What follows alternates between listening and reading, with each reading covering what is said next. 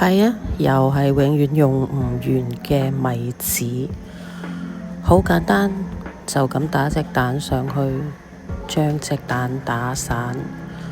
跟住我都講咗啦，煮嘢食都係萬變不離其宗，加入你自己鍾意嘅材料，好方便㗎。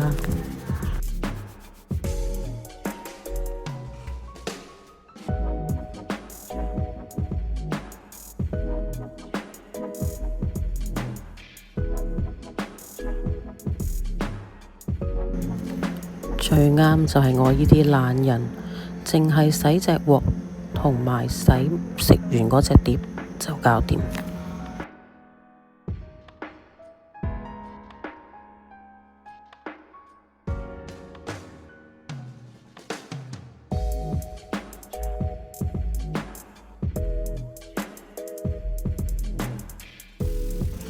低碳水，又有蔬菜，又有蛋白質，簡簡單單又一餐。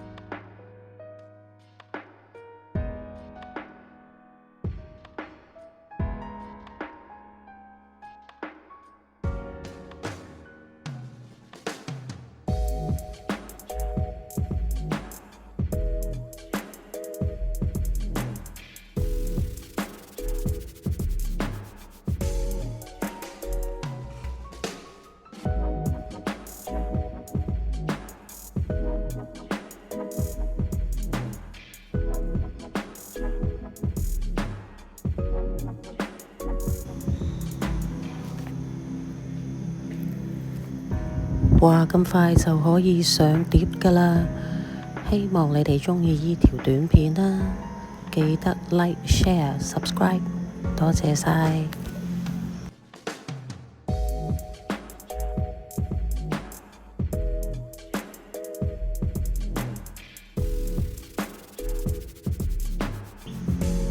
當然調味都係隨你哋自己啦，我就鍾意加呢個士拉叉醬嘅。咁下條影片再見啦，拜拜。